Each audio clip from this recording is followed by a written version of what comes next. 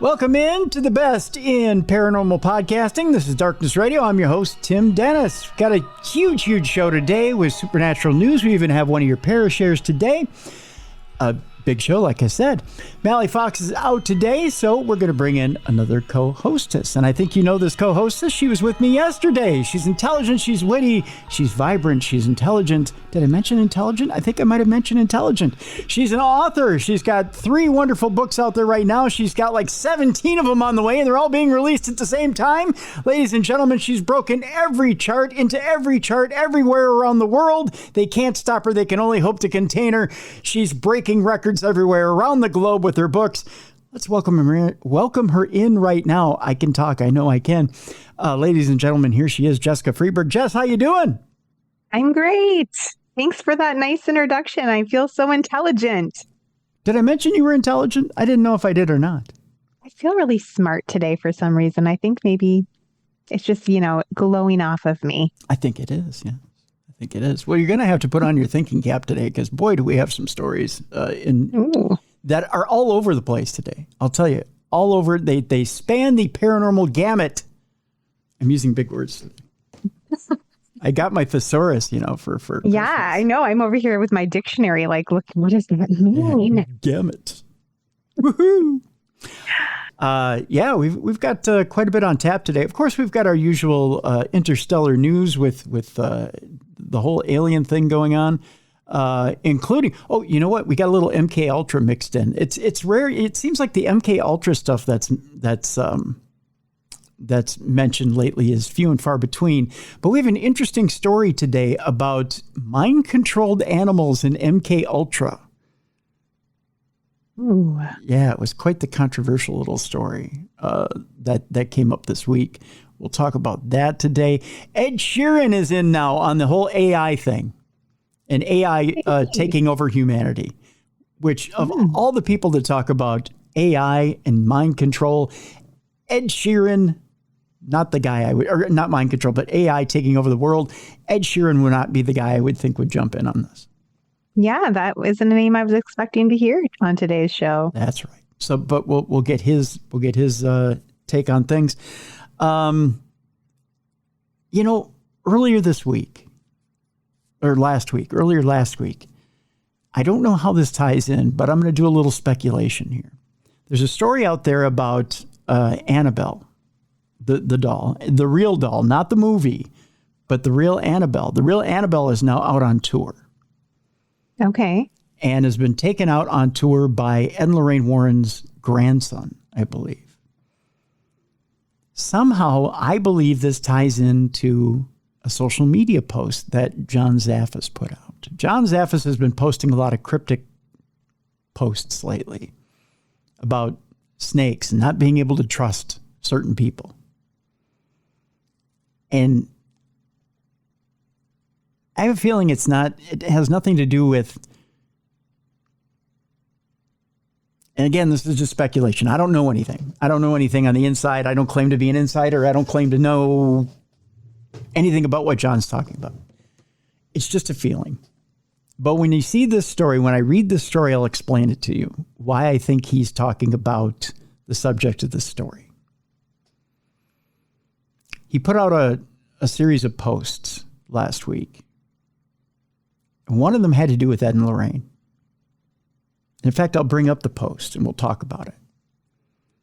But I really do think he's talking Lorraine's grandson. And it's unfortunate if it's come to this. Interesting. Yeah. So we'll talk about that a little bit later in the program. I hope I'm wrong, but I don't think I am.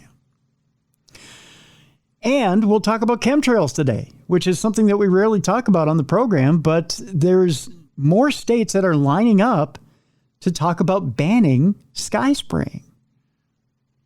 We'll talk about chemtrails. And I've never asked you, I don't think I've ever asked you, Jess. We'll get to it later in the program.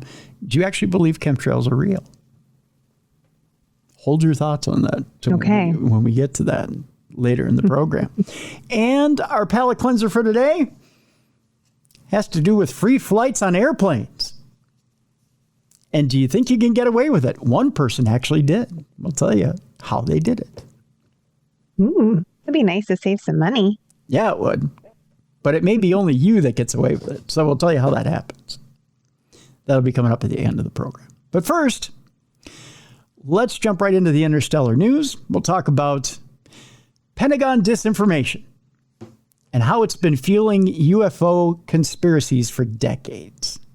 There's a story out there that a congressionally ordered probe has revealed instances where the Pentagon and their officials are spreading disinformation about UFOs. Surprise, surprise. Like we didn't kind of figure that out already. But the X-Files has taught us that the truth is out there, yet it seems as though much of the allegedly classified information that has been leaked from facilities such as Area 51 over the years has been deliberately placed into the public domain in an effort to mask actual government black projects from the public behind stories of UFOs and alien cover-ups. This was the remarkable finding of a recent congressionally ordered probe that has uncovered decades of deliberate lies and falsehoods being perpetuated by government officials. In one instance, an Air Force colonel reportedly leaked photographs, that's leaked as in parentheses, leaked, photographs of flying saucers at a bar near Area 51 in Nevada in the hopes of perpetuating the idea that alien spaceships were being kept there. It turned out that the photographs were deliberate fakes. His real agenda was to cover up the fact that the U.S. was working on top-secret stealth fighters at the base by framing any sightings of strange objects in the region as evidence of alien visitors. Well, there you go. You're covering up real technology with fake stuff so that if you look up in the sky and see something weird, well, of course it's got to be aliens, right? Right, of course. Yeah. According to a recent Wall Street Journal investigation, this type of thing has been going on for decades, with the Pentagon deliberately fanning the flames of UFO conspiracies. One has to wonder just how far this type of thing has spread over the years. Just how many of the whistleblowers, government insiders, and stories of leaked UFO secrets have been the results of Pentagon officials deliberately propagating a false UFO alien narrative? What better way to hide evidence of the development of advanced aircraft from the Soviet Union but to convince the world that every strange little thing in the sky is an alien spaceship? It's quite possible that this rabbit hole delves far deeper than we ever could have imagined, says the ending of the story. Now, see, Jess, I've always maintained, and people have said, well, no, it can't be, Tim. It just can't be, that 95% of the stuff you see in the sky that's strange is human-made. And that maybe 5% of what you see in the sky is an actual alien craft. I would tend to agree with that theory. I feel like there's a lot of stuff up there that is explainable. And then there's also stuff that's up there that's been man-made that we're just not aware of yet because they don't tell us anything. Yeah. No. And then there's your alien stuff. Right. Now, could we have gotten technology from a different place and reverse engineered it? Sure. Could it have happened at one time? Maybe.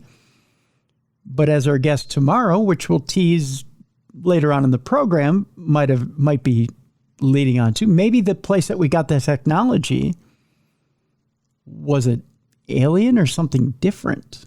Was it a different source that we got this technology from? Did we do a deal with the devil to get this technology? We'll find out a little bit more. That's going to be a good show. I'm excited for tomorrow. Yeah. So there's different ways of looking at it. But again, I never discount human ingenuity. You give a human a hammer and nails, and they'll make something brilliant out of hammer, nails, wood, right? Or you give them the ability to, you have liquid metal. They figure out metal cools. Well, we'll make brilliant things out of metal. The human brain is a beautiful thing. It can figure out be genius and turn genius into beautiful things. It can make art. It can make architecture. Right. It can make whatever it wants to make. I think we shortchange ourselves, but I think we can do whatever we want to do. This next story is an interesting one at that. So speaking of whether we believe or not believe what's coming out of the government, A senior Army official says, "We spoke to a soldier astronaut on the moon."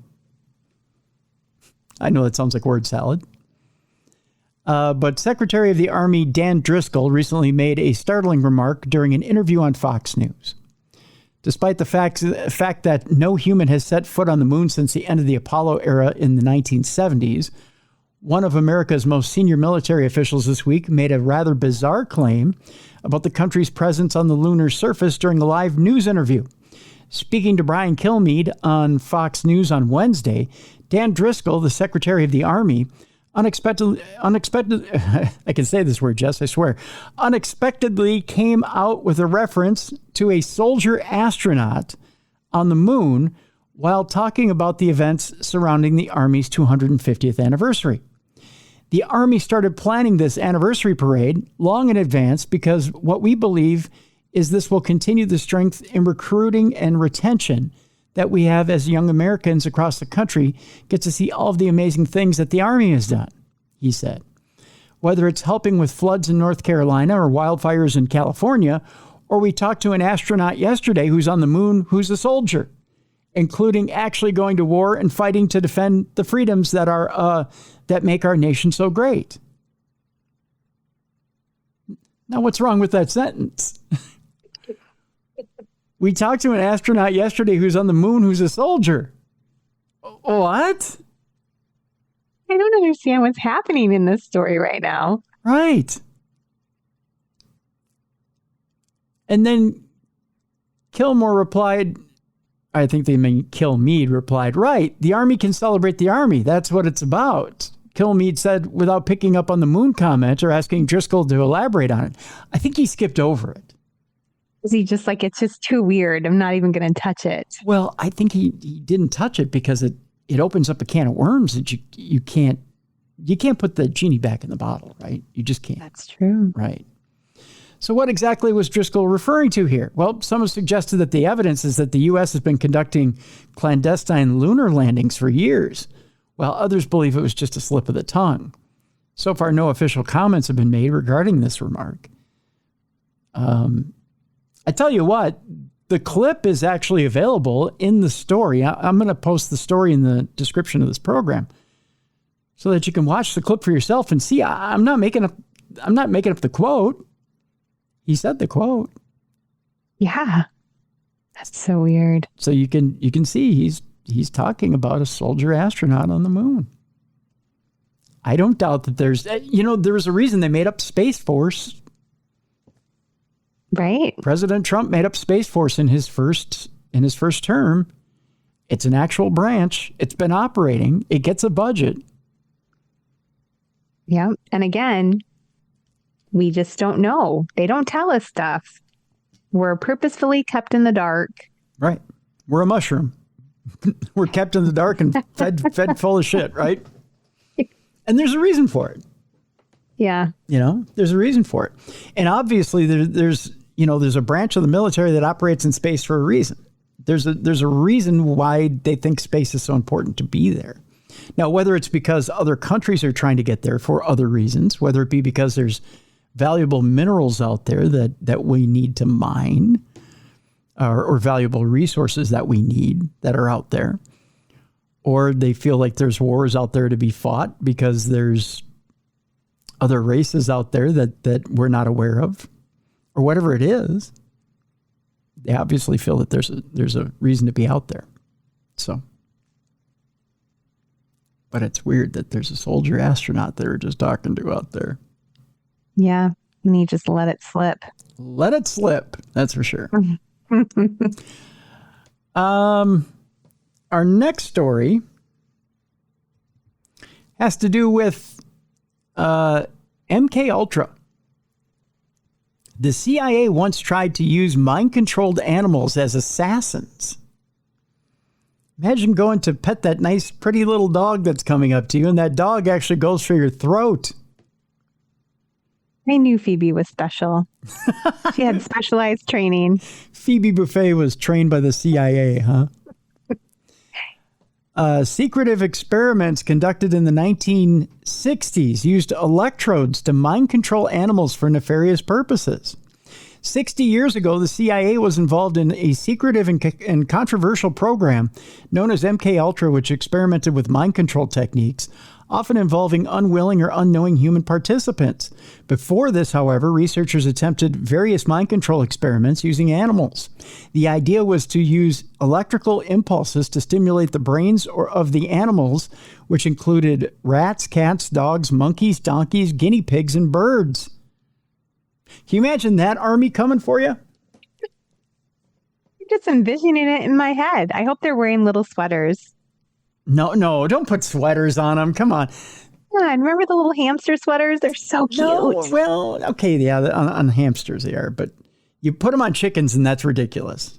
I draw the line. Guinea pigs would be adorable. Okay, on guinea pigs, yeah, I'll give you that. Yeah. But I have a Chickens can just wear a bow tie. That's all. They just need a little bow tie. Okay, I'll give you a bow tie. But I have a running argument with my cousin about sweaters on chickens. I can't imagine getting a chicken to let you put a sweater on it. Right. But why would a descendant of a dinosaur need a sweater? I mean, they have feathers. Right. It's wearing a sweater. Yes. It's just the most ridiculous thing in the world. Chickens and sweaters. Anyways, I'm getting away from the story.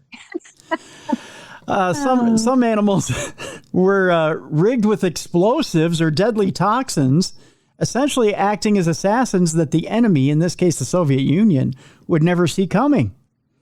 A rat, for example, Jess, could be used to poison someone, while larger animals could even be equipped with explosives that would be remotely detonated when the animal reached its objective.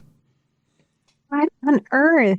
Think now to take this to a different extreme, think about recently the Israeli pager debacle that they did. I say debacle, but it wasn't a debacle. It was successful. But what they were doing in the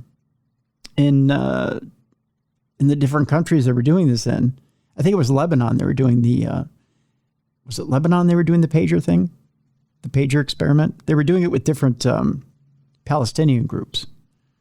Okay, I don't remember exactly where it was. But do you remember what they were doing? They were handing out pagers, and then they were beeping terrorists with pagers, and then when they would beep them, they blow them up. There were Kabam. Yeah, there were explosives inside pagers. Right. Essentially, back in the 60s, they were going to use animals for the same thing. You think it's a chicken come to lay an egg? Or a dog that was supposedly loyal to you, and then boom. Yeah, because then the animal blows up too. Yeah. That's not cool. It's not humane. That's for sure. According to declassified files, the researchers did manage to control the animals using these methods, although it doesn't look as though they were ever used to assassinate any targets. So they never really did get the program under control or even get it started. Instead, the information learned from the research was later applied to human mind control experiments before the whole thing was hushed up by the powers that be. It wasn't until decades later that the full extent of what the CIA had been up to during these years that it was fully exposed. But still, I mean, I think the forefront of MKUltra ended up being what the Mossad is now doing in Israel. I mean, and actually, I watched a little bit of what the Mossad is up to now in Israel on 60 Minutes, like a couple of weeks ago. Yeah. And to be honest with you, some of what they're doing is terrifying. Because now they say in their war with the Palestinians, they've got them so on edge that they don't know if they can trust their air conditioners. Oh gosh! Like they don't know whether they can turn on their air conditioners because they don't know if they're rigged to explode. Right. Oh, that's such a scary way to have to live. Right. I mean, like any electronic device they use, they don't know if it's rigged. If they don't know if it's rigged to explode. I mean, that's how nervous they have them. I mean, that's the level that both sides are at right now. Right. That's how you break people down. Like that's psychological warfare. That is. That's warfare on a whole different level. But that's where MKUltra started. And this was in the 60s. That's where they started, which is interesting stuff. Wild. Kind of returning to the interstellar news part of our program, the surge in crop circles has sparked a police appeal in Wiltshire, England. I don't know where you stand on crop circles. Some people just think it's a flat board and people running around in a circle in a field. But I think there are definitely crop circles that are not explainable by that method. So I have to think, again, same with UFOs. 5% of them are real. Mm-hmm. Many of them are man-made, just someone messing with us or, whatever. Mm-hmm. So, yeah, I'm sure some of them are real, though. They're just too wild not to be. Yeah. Yeah. There's some. There's no path to them. There's no explanation for it. Very true. And some of them are so intricate. Yeah. Some of the more ornate ones are interesting, and the more geographical ones are confusing. The best way to put it. Yeah. Crop circles have become such a nuisance in parts of the country that local police have been appealing to the public. Back in the early 90s, crop circles became something of a global phenomenon with mysterious patterns and shapes springing up in fields in countries all across the world. At the time, the popularity of shows such as The X-Files saw a sustained uptick in the interest in the unexplained, with many associating crop circles with UFOs and extraterrestrial visitors. While today some people remain adamant that crop circles have unearthly origins, it is generally accepted that the vast majority have been created by humans rather than aliens. Even so, the subject does still command a degree of intrigue. Most recently, police in the English county of Wiltshire put out a general appeal to the public asking for people to come forward and report any crop circles that they happen to come across. Much of the concern is due to the damage that crop circles what they can do to the fields of local farmers. While they may look impressive, creating a crop circle without the landowner's permission is criminal damage, Wiltshire police said in a statement. These acts can cause serious short and long-term damage to crops and fields and may also attract further illegal activity.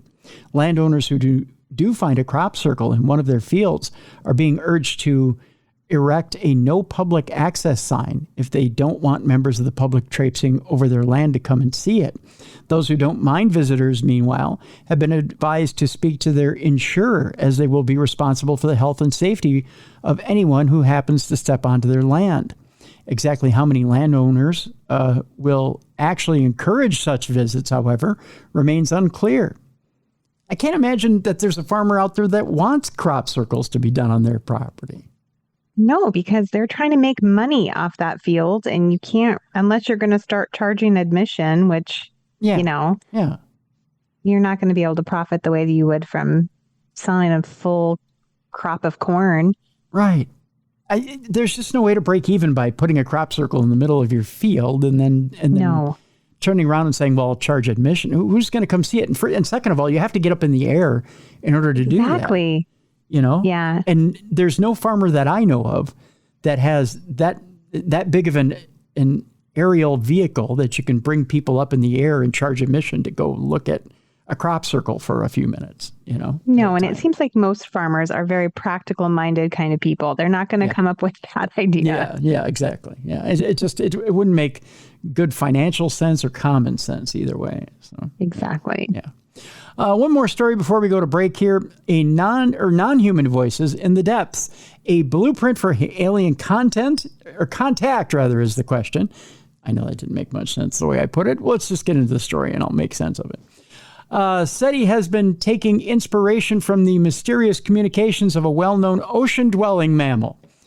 Efforts to scour the heavens for evidence of alien life have typically been focused on listening out for radio signals or looking for the techno-signatures of alien civilizations around distant stars. But now SETI, or the Search for Extraterrestrial Intelligence, has found an analog for alien communication much closer to home, and it could play a vital role in aiding for the hunt for alien life. The search in question concerns mysterious bubble rings created by humpback whales, a phenomenon that has until recently been attributed to the animal's mating rituals. According to SETI's researchers, however, these bubble rings may actually be an attempt by the whales to communicate with humans, and they may have been trying to talk to us for years. They are blowing bubble rings in our direction in an apparent attempt to playfully interact, observe our response, and or engage in some form of communication, said study lead author Dr. Fred Sharp from the University of California, Davis. By looking back through recorded examples of this phenomenon, the researchers discovered multiple instances of whales creating these bubble rings while approaching boats and exhibiting playful, relaxed behavior, indicating a legitimate attempt to communicate. These rings could simply be the whale's way of saying, "Hi there, let's chat." And we're like, blow another bubble, because we're stupid like that. Is pretty much the way we are. Right, Jess? I mean, pretty much. Like, ooh, bubbles in the water. Yeah, bubbles. Do it again. SETI is now using this concept to help scour the universe for signs of an equivalent act by an extraterrestrial civilization that may be trying to attract our attention in a much similar way. The findings could also help scientists determine how many alien civilizations might be out there. By integrating our findings into the broader context of Drake's equation, we aspire to advance our understanding of the factors influencing the emergence of communicative intelligence in extraterrestrial civilizations, the team wrote. So basically, we're looking for aliens blowing bubbles, Chase. That's what we're looking for. Whether kind we of like find when my kids would fart in the bathtub, Tim. Yes, we're looking for aliens farting in the bathtub. And I'm like, what are you trying to tell me? Say something. Something other than that, if you can. We'd appreciate it. Oh. So there you go. All right. Coming up in the next segment, Ed Sheeran fears creepy AI could turn out just like the Matrix and enslave us all. We'll find out about that when we come back. Why is a singer-songwriter worried about the Matrix? Interesting stuff. Annabelle is out on tour, and we'll tell you why the Warrens' grandson is worried about Annabelle and a horrible car crash, and putting that all into a warning for everybody as Annabelle tours the country. I'll also tell you why I am tying that into some posts that John Zaffis made over this past week, because I really do believe that John is giving us a little bit of a warning too. And I'll tell you why I think that. I think maybe he's had enough. I think at first it was good to not expose, but to put a spotlight on Ed and Lorraine and their legacy. I think maybe John's had enough, and he's given us a little bit of a warning. So it's just my 2 cents, but I'll tell you why I think that. The Bilderberg Conference is up and running again. Is it a good thing or a bad thing? It's taking place in Sweden right now. We'll talk about it when we come back. Chemtrails, good or bad thing? We'll talk about that as well towards the end of the program. And our palate cleanser has to do with one person who got on free flights over 120 times. We'll tell you how. It's coming up. Whoa. Yeah. And we have one Parashare today. We'll take your Parashares. And we'll tell you, first of all, before we go to break, how you do that. Tim@darknessradio.com. Send us an email. You can also go to darknessradio.com. Submit your voice note by clicking on the blue button on the right-hand side of the website. There's a little blue button. So submit your voice note there. Or if you have a studio, just like the ones that Jess and I are sitting in right now, you can make your own theater of the mind. You can put a little voice track in there with your lovely voice, throw some music behind it and some sound effects. Submit it to me at tim@darknessradio.com. I'll review it. If it's good enough for air, by gosh, we'll air it right here on the program. So when we come back, all those stories and more right here on a Supernatural News Wednesday. It's Supernatural News and Parashare with your buddies, Tim and Jess, right here on the best in paranormal podcasting. This is Darkness Radio.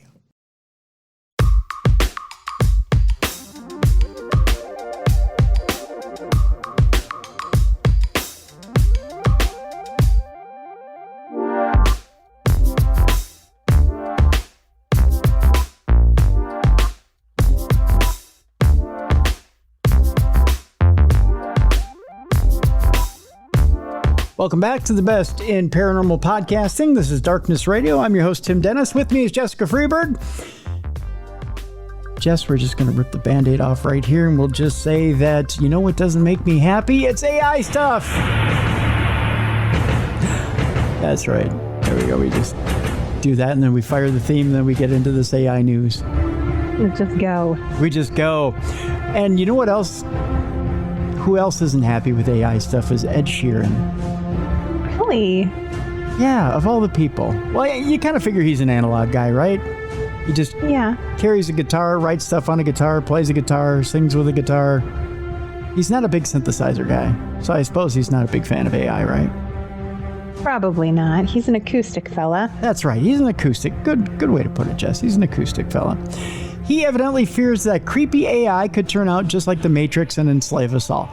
It might be going a little far, I mean, but, you know, he took it to the extreme. He's there, right? Pop star Ed Sheeran has admitted that he's worried by the rise of AI and slammed it as creepy. The Bad Habits and Shape of You singer said we should have been warned by movies with plots of bots attacking humans. Famous flicks that tackle artificial intelligence and include The Terminator, The Matrix, and I, Robot are great examples. The 34-year-old Sheeran said, I do have a lot of thoughts on it, actually. I think that on the macro level, and this is sort of comedic but also true, after like 70 years of making movies about AI killing us, why the F are we still funding it? All right, you got a point. Fair question. Very fair question, indeed. The singer continued, and also on the other side of things, if you're taking lots of jobs away from human beings and there's lots of human beings being created every day and every single day, that's not going to make for a great world in 20 years' time if there's a lack of jobs as well as technology that's smarter than us. I don't know what's wrong. I don't know what's that wrong with just sticking at a certain point. I don't know if I'm reading that sentence correctly, but that wasn't very lyrically put. Yeah, I don't know what's that wrong with just sticking at a certain point, is what he's saying. I don't know what that means. There's a certain point, he says, where it's just kind of goes too far, and I think AI is just getting to a point, especially with music and art and films. You know, they had the Hollywood strikes because extras were just going to get cloned and put in movies. I think that's simplifying it. The reason they had it was because they were going to use AI to do things cheaper. They were going to essentially replace, you know, real actors with AI. Right. Yeah. Ed also warned that and they were going to replace writers with AI. They were going to replace everything with AI. Ed also warned that the quality of output from AI is not as good as real life because it is devoid of emotion. Although if you see some of the songs that have been written by AI online, they're kind of funny. I'm not going to lie. Yeah, they're kind of fun. They are. He explained, I don't think that they're ever going to be able to replace feeling and heart. And I don't think you're going to watch anything on TV that's made by AI that's going to make you cry personally. It's not healthy regardless of the product because the product itself would be shit anyways, is what he says. Although, because it is so non-feeling and it doesn't associate with anything human, it is funny. I mean, it makes some very funny stuff because it's so not in touch with humanity. Right. Yeah. I mean, I don't know. What do you think? I think, yeah, it produces stuff, but it has no empathy, no emotion. So it doesn't get it right all the time. It tries to replicate it. Yeah. And so I think you can use it for things, but you have to bring humanity to it. Right. Because it can't do it on its own. Well, I mean, eventually maybe it can, and that's where it gets creepy. Yeah. Eventually it has to start out somewhere, and then it has to have a reference point and then go from there. But it has to have a constant reference point. It has to keep referencing humanity in order to stay in touch with it. You know, it has to have a touchstone or a touch point. I mean, there are books being written with AI. Yeah. fully. Like Amazon has a clause. You have to disclose if you've written your book with AI because people are doing it and they're self-publishing it. The big houses aren't doing that yet. But like in my contracts that I just signed a couple of weeks ago, there's a clause in there saying I won't use AI. Really? So now it's been added in there that we can't, which I wouldn't anyway. I actually got intern Yoko wrote me a book with AI about the chipmunks, and it's Aww. brilliant. It's a brilliant book, and basically the way it works, there's a company that does it, where you answer a questionnaire, and it makes up a 200-page book based on these characters. Yeah. I had a book like that made when I was a kid. So back in the 80s. Mm-hmm. And it was, this was before AI. So they were basically just plugging my name, and my aunt had it made for me. And she sent them my name, my age, my favorite color, my puppy's name, like all this kind of stuff. And then when they sent it to me, it was like me in the story. Oh, but this is detailed. But this is next level of that. This is next level, like adventures. Like, at one point, Spud is my co-host on Darkness Radio. I'll have to show it to you. Yeah, it's fascinating. I will use it for my day job in digital marketing. And we have free reign to use it to create stuff. We can't put stuff out that's AI generated, but we can use it to brainstorm and fine tune things, or take something that we've had it do and clean it up and make it more human again. Mm-hmm. But I wouldn't use it for my writing. But yeah, and it's, the stories are cute. They're very cute. There's nothing that's over the top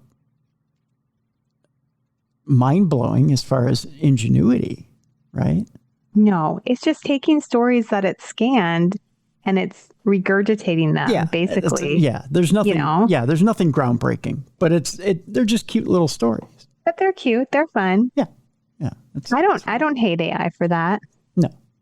People can have fun with it. Yeah, exactly. Sheeran goes on to say that I think that all things need heart in them, and it needs human heart. And I don't think AI can replace how you feel on that day, or how you feel writing a thing or making a movie that moves you. And I don't think that that's ever going to be a thing. But just aside from that, people need jobs. Don't take those things away. If you're an extra, that's your effing bread and butter. Well, that's true. And then suddenly you're going to be replaced by a computer. I guess it's a cost thing at the end of the day, but I just find it a bit creepy, really. Ed also told the Louise Theroux podcast that he's been a victim of an AI deepfake image of himself. I just saw a picture of me and my wife holding up a baby scan yesterday, saying that we were having a third baby. Someone found it on Facebook. It was a weird AI picture. It was faked up, but stuff like that, misinformation everywhere. I just don't think it's healthy. Yeah, the deepfake stuff is bizarre. No, and I've been noticing a lot on Facebook because, I follow like creepy history stuff. And so I'm an algorithm for anything that's like cool, creepy history. So I'll get things in my feed that are totally not true, but they're presented as true history. Yeah. And like images that are presented as, oh, they just found this woman, in an ice cave or whatever. And it's not real. They have found stuff like that before, but this is all like fabricated BS, and it's presented as real. And every time I see it, I'm like, we're not smart enough to discern. Right. We're not going to know what real history is eventually. Like in 20 years, people aren't going to know what's what. Right. We're creating a whole new past that never happened. An alternate history, which is dangerous because, like you said, Jess, we don't know. We have no idea. We have no clue. And we want so hard to believe. We want so hard to believe that these alternate histories are what truly happened. These fables that people are cooking up happened. And because it was thrown on the internet, it happened, right? And people don't take the time to see if something is real or not.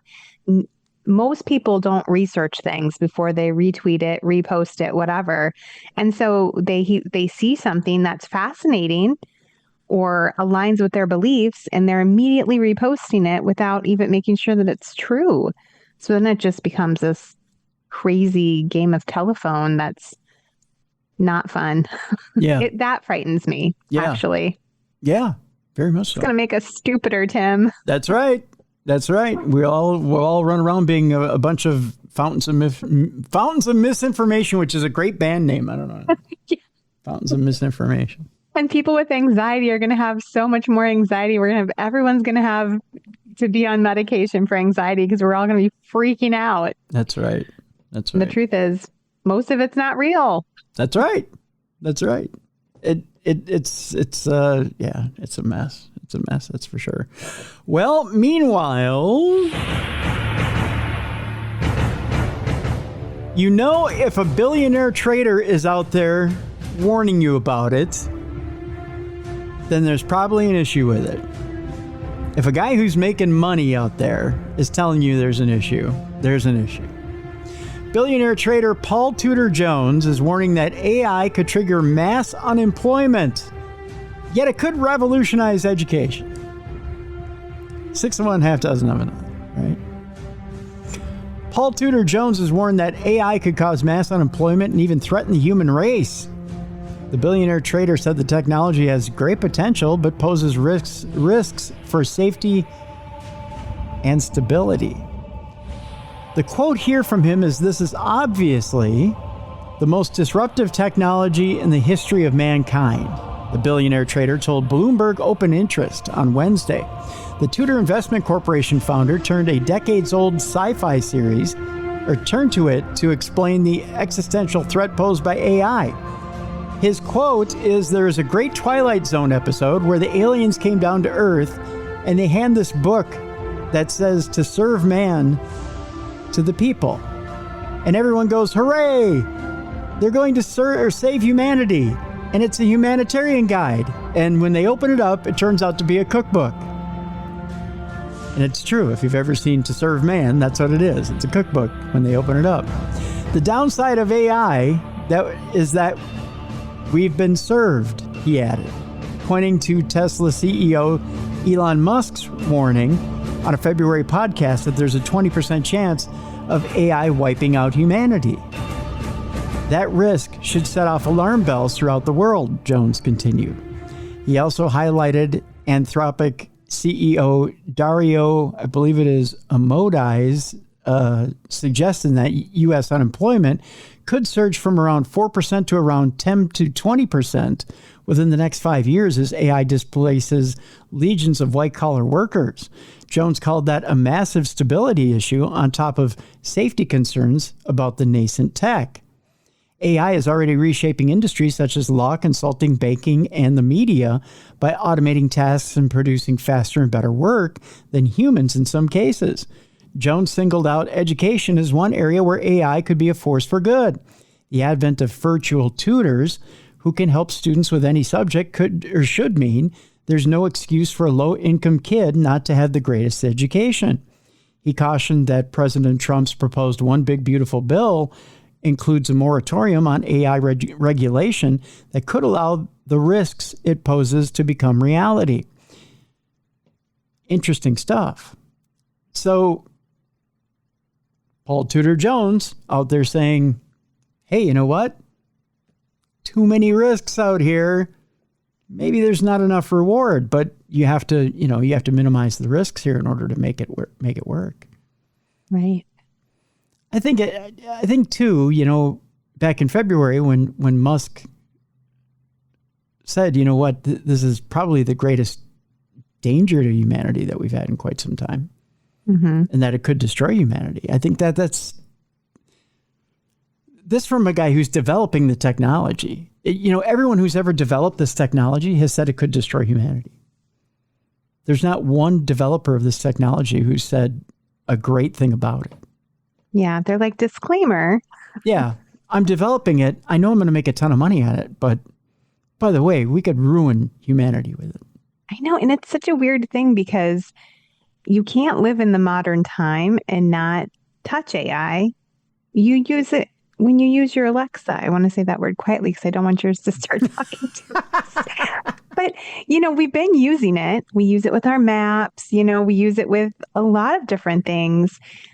It's just becoming more and more and more. You can't not have your hand in AI, but also there's a part of you that doesn't want anything to do with it. Right. But then you wouldn't function in society either. Right. So what do? You kind of have to just roll along and pray to God that they come up with ways to protect us before it gets as bad as it could. Well, that's the thing. The safeguards have to be there, and you hope that they keep putting the safeguards in place before it runs amok. Yeah. And I had told many people that, especially people in the chat room, there's already one form of AI that's run amok. You can find it online. There's one form of AI that's already out there in rogue. And it's not hard to research. You just go to TikTok, you can find it. Right. And it's a scary story. But what to do about it? Well, you can't put the genie back in the bottle, so to speak. You can't, you just have to find ways to work with it and make it work for you rather than work against it. Right? Because once you're fighting it, well, then you can't go backwards. You can never go backwards with technology. You can only move forwards and try to make it malleable enough to make it work for you. Exactly. And in the workforce, you have to learn how to incorporate it into your work, because if you don't work for yourself, if you work for someone else, the odds are they're going to want people who know how to utilize AI in their workflow. Mm-hmm. So, you kind of got to embrace it. But also, I know we're all kind of like, oh, it makes me itchy. Yeah. Yeah, it makes a lot of people nervous. That's for sure. Yeah. It does make me nervous. I'm not, but not nervous necessarily in a bad way. I mean, I know a lot of people go, but Tim, you're paranoid every week about it. No, there's part of it that's a bit, but the other part of it is, it's a huge part of me that doesn't trust it. I don't fully trust it because, again, machines aren't infallible, right? They're right. And that's the big thing. That's the big thing too, and if they can get it to a point where it is infallible, but I don't see how you can do that because it's a machine. Right. Then we're in trouble. But right now, if you use AI, you say you use ChatGPT to research something, it's really a great resource for research. It can do a month's worth of research in an hour. Like, you can plug something in and it can scour the internet and it can give you back research notes. It's amazing for that. But it's not all accurate. Right. So like if I'm using it in my day job for digital marketing and I try to get stats for something I'm writing about, healthcare or whatever it might be, I got to double check those stats. And 9 times out of 10, they're not exactly what the research that they link me to actually says. Yeah. It's very fallible, honestly. Which is crazy, isn't it? I mean, you think about, using it for kids for tutoring. Oh my God, our kids are going to be so dumb. Right. They're going to be stupid. They're not going to know what's right. They're going to be a bunch of idiots running around because I learned it from ChatGPT. Well, ChatGPT doesn't know because it's out there grabbing false information. It really does. Or it takes a research article and it summarizes it, but it summarizes it wrong. Yeah. It's just grabbing random things and putting them together. Yeah. Yeah. And it's not grabbing the right random things. So it's still not 100% right. No, it's definitely not. But even in that example, okay, so it gives me wrong information and it gives me the resource, because I'll prompt it, also supply the link to the resource. Then I read the resource and I realize it's not accurate because I have to double check. It has given me a place to find a tidbit of information. So it's pointed me in the right direction. So it's good for that. But if we start relying on it and trusting it, then I think we're in a world of hurt. But hasn't it also created twice the amount of work for you? Yeah. I mean, it essentially created a different type of work. Yeah. Yeah. I mean, it might have pointed you in a direction, but you're also chasing it. I mean, you're chasing it around. Yeah. Is it really saving you time if you have to double check it, recheck it, fix it, it's like swear at it, and then try again? Yeah, you're babysitting another employee is what you're doing. I mean, it doesn't seem like you're saving any time. Yeah, but if you don't know how to do that, you're not going to be employable in 5-10 years. True. Very true. But very true. Well, let's move on. I had teased earlier in the program that the Annabelle doll, the actual real Annabelle doll, is out on tour right now. And it's being kept firmly in a glass case, which I never, I mean, as a paranormal investigator, it doesn't make sense that you would keep a possessed doll behind a glass case and that would make it safe. We're safe because it's behind a glass. Right. Yeah. Woo. That'll keep you from being possessed. But once kept behind that firm glass case, Annabelle is now touring the U.S., and the grandson of Ed and Lorraine Warren has grave concerns about the harm that the sinister doll could reportedly inflict in the wrong hands. For decades now, the notorious Annabelle doll has been providing nightmare fuel, now amid fears that she could be wreaking mayhem across the U.S. The grandson of her former owners has issued a foreboding warning. The infamous Raggedy Ann doll, best known to modern horror fans by her more menacing fictionalized form in the Conjuring universe films, is supposedly haunted by the spirit of a deceased 6-year-old girl, with this strange mythology building over time. Back in 1970, a student nurse from Hartford, Connecticut, reported a series of strange happenings surrounding the allegedly fearsome red-haired doll, claiming that Annabelle had the ability to move around and even inflict psychic slashes on horrified house guests.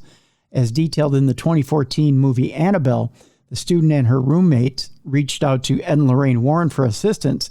The husband and wife duo, famed for delving into some of the most chilling paranormal cases ever recorded, from the Amityville haunting to the Enfield poltergeist.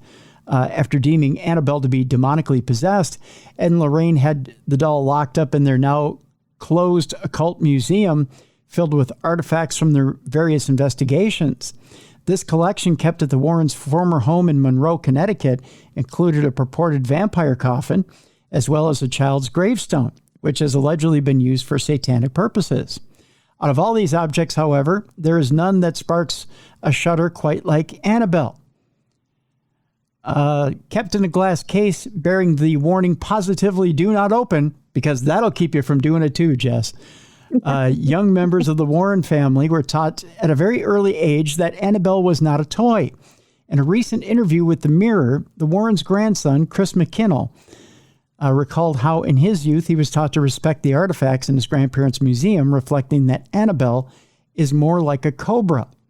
Chris grew up in the Warrens' museum, which was never open to the public, and which he views as more of a prison than a place of curiosity.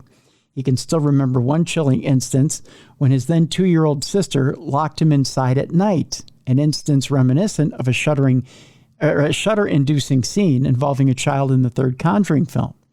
Looking back at the traumatizing incident, Chris shared, "My grandfather luckily was in his office and heard me screaming bloody murder, and he came out and got me. But after that, I was so afraid of the dark that I couldn't sleep without a light on."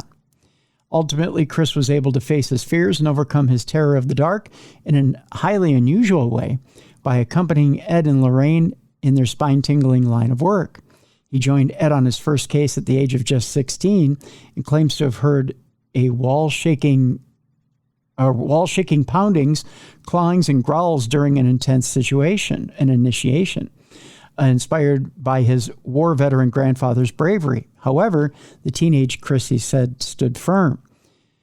He went on to help out his grandparents on some of their best-known cases, he says, including the possession of Maurice Thiraud, who inspired the character of Frenchie in the Nun movies. Now 60, Chris is on a mission to encourage others not to be frightened when it comes to the activity on the other side of the veil, so to speak. Having reportedly inherited several of his grandmother's psychic gifts, though apparently not all, Chris upholds Ed and Lorraine's legacy through the Warren Legacy Foundation, through which he continues their work on a worldwide scale. Chris explained, "My goal is to educate people and let them not be afraid. When you hear the footsteps in the hallway in the middle of the night, it's not the devil, for God's sake. It's probably your grandmother or the old man that used to live there." However, when it comes to Annabelle, Chris believes caution is absolutely necessary, as family members and those close to them have learned the hard way. Chris recounted the story of family friend Father Bill Charbonneau, who reportedly ended up in severe peril following an encounter with Annabelle. Back in 1975, Father Bill, whom he remembers as one of those hip young 70s priests, drove over to the Warren home, located fittingly, Chris believes, on a dead end, to show off his brand new car and call upon devout Catholics.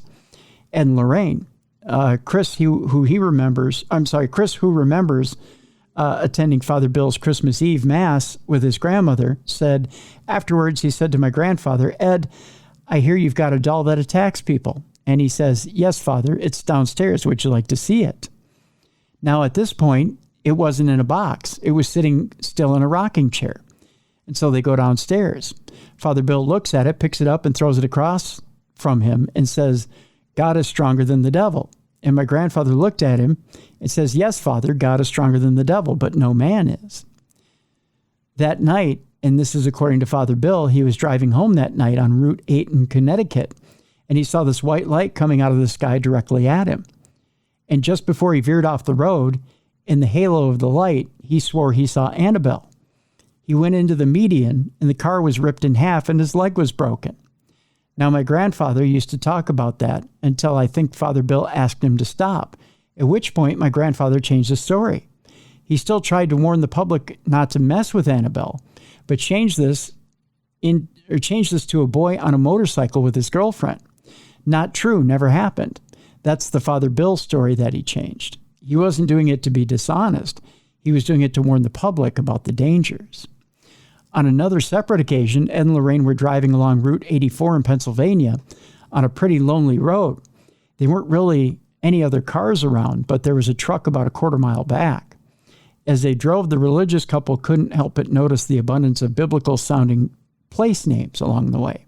Communities such as Lord's Valley, Bethlehem, and Paradise.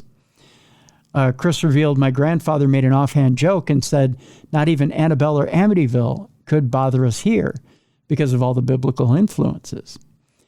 And they said that it felt like something had smacked the back of their car, like they'd been hit by another car, and their car spun and went into a ditch. This was a big black beauty. It had a license plate, Ghost. My grandparents gave me the car many years later. The truck stopped, obviously, to help. And he said that he swore that they had gotten in a car accident, like another car had hit them, but there was really nobody there. He added, my grandfather said, "I learned then never to joke around about another Annabelle, or to joke around about Annabelle." Annabelle is reportedly now traveling around the U.S. as part of the Devils on the Run tour. And those who have long followed Warren's adventures can now get right up close to America's most feared doll. Fascinated crowds have turned up in droves. However, there are those who are more concerned than excited, with some even believing that Annabelle's presence has sparked everything from fires to jailbreaks. Chris does not believe Annabelle is demonically possessed, and also does not think she's capable of causing catastrophe on such a colossal scale. However, he does believe that she contains a certain energy that could be dangerous, especially to those who are particularly vulnerable. According to Chris, my grandfather would have told you the same thing. When you go into the museum, he always told us, he told everybody he invited in, do not touch anything. If your energy interacts with its energy, you could be hurt if you're the wrong person. If you are that susceptible person. I believe there is enough people who are terrified of Annabelle that even if this were not the actual doll itself, if they were using a stand-in, which I don't know, it would still be dangerous because there are people who are psychologically vulnerable. They can easily believe that they are being influenced by this thing, and they could cause harm to themselves or others. In recent years, Chris says he constantly is getting requests for help from people who believe Annabelle has appeared to them, something they didn't something that didn't happen before she exploded into multiplex cinema screens. Although it's purported that Annabelle hasn't actually harmed a human being since 1975, the psychological hold she has over modern believers in the paranormal remains undeniable. As for Chris, he views Annabelle as an egregore, an entity created through human energy that has reacted over the years to the fears of others. The innocent-looking doll's seriously creepy backstory gives it shape, identity, and ultimately power over those who roll up to stare at it. He said, "I'm not afraid of this thing, but that's because it's like a snake handler learning how to handle snakes. I know what this thing is. I know how to deal with it, and I'm not going to be afraid of it, but I do respect it and its power. I don't believe it's a demon, but I do believe it has energy. I don't believe it has tremendous intelligence or anything of the sort. I think it's reactive, not active. So why doesn't it break out of its case? It's reactive, not active." Ed died in 2006 at the age of 79. 7 years before The Conjuring movie had cinema goers shrieking in their seats. Lorraine died in 2019 at the age of 92, having lived long enough to see their work immortalized in Hollywood blockbusters. This pop culture phenomenon certainly has been strange for Chris to witness. Chris remembers his maternal grandparents as just good people and far more ordinary than the pedestal of Hollywood fantasy would suggest. They were open to changing with the times and admitting they were wrong when needed.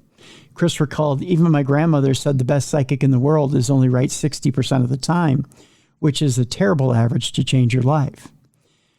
While the couple did both enjoy painting spooky pictures, Ed wasn't a keen singer or guitar player, as was depicted in the blockbuster franchise. Chris doesn't see too much of his grandparents in the portrayals, however. He admits to having felt emotional during a scene in The Conjuring 3 when Ed presents Lorraine with a gazebo, an event which actually did occur in real life. Grandma Lorraine was soft on her grandson and sweetly fond of keeping chickens when she wasn't tackling otherworldly mysteries, but also wasn't one to be crossed. Granddad Ed could be a joker when it came to the spooky nature of their work, especially when it came to his Halloween room in the basement, which connected to the museum. Chris laughed, "Oh, he could be a pain sometimes. I was already afraid, and he'd have me go down the stairs to the basement and have rubber bats dropping on my head and things like that." As for his own experiences with the museum, Chris has only encountered one inexplicable occurrence, which occurred when he invited a friend to see the eerie display. This was after the death of his grandfather, and Chris and his friend stopped by Union Cemetery. In life, Ed had been fascinated by Union Cemetery, a spot said to be haunted by the spectral white lady. They stopped by his grandparents' home and museum on the way to visit Ed's grave in Stepney, and what at first seemed to be like an ordinary trip turned extraordinary once they looked back at the photos that they'd taken. Chris told us, "We took photos there first. Then we went to the museum. My grandmother told us, go right ahead. I took pictures of her at my grandfather's desk. I took a picture of her with Annabelle and everywhere else. Then we went and visited my grandfather's grave and took pictures there. She's looking at all these photos and there's no problem. But the next morning, when we went to look at the photos again, Union Cemetery is there. My grandfather's grave is there, but everything that we took in the museum is gone." Interesting. Okay, so I read that story with this in mind. And this was pointed out to me by a friend last week. And this friend said, "Have you looked at Johnny's post this week?" I said, "No, I hadn't." And this story came out last week in the Mirror. Mm-hmm. I said, "No, I haven't." She said, "Go look at Johnny's post." And I look, and Johnny posted this. It says, "Wisdom, the things I remember and understand years later. I remember one time when Ed Warren was sitting at the kitchen table with his arms crossed. 'Trust no one,' said Ed." He continued. "They will stab you in the back and twist the knife as far as they can. Kid, it's always the ones you trust." Lorraine Warren turns from the counter where she was making the coffee and shifting her eyes with that smile of hers to look at us. She said, "Oh, snakes in the grass. Yes, Ed, snakes in the grass. Don't you know they are, dear?" Lorraine came over to the table, bringing some butter cookies and coffee, and sat down with us. I, in turn, and looked at both of them. And as I say, what the hell are you talking about now? Who are you referring to?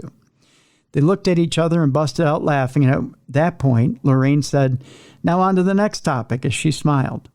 This conversation happened many times, and it wasn't until years later I said to myself, now I get it. Boy, do I get it, as I smile. Johnny's office. So that was the main one. He also had another one talking about, it's funny, the older I get, the more I'd rather communicate with the dead and the less with the living, less stressful. And you may say, well, Tim, it could be about anybody in the paranormal. Yeah. Right. But it's funny that the story comes out about Annabelle touring, and it features a member of his family. And it has a lot to do with the legacy of Ed and Lorraine. He's very protective of Ed's legacy.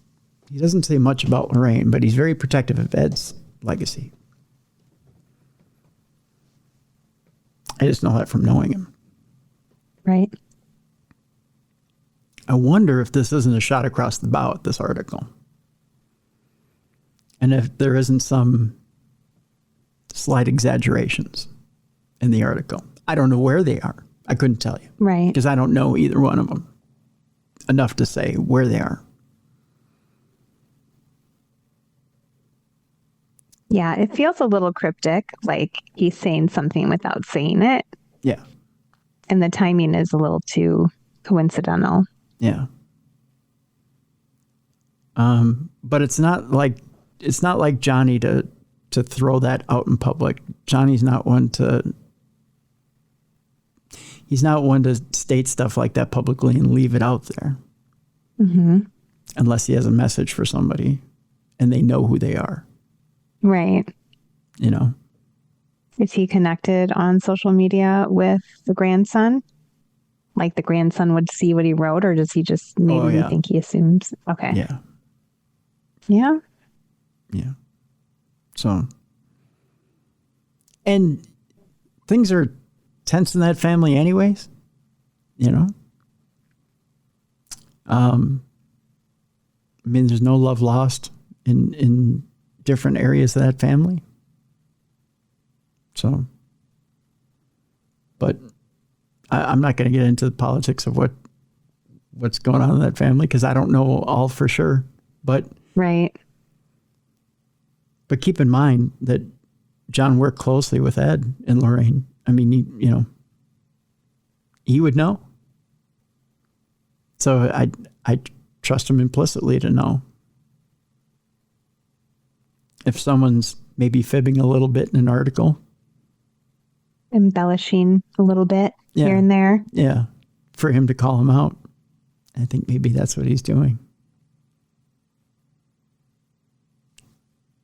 Could be.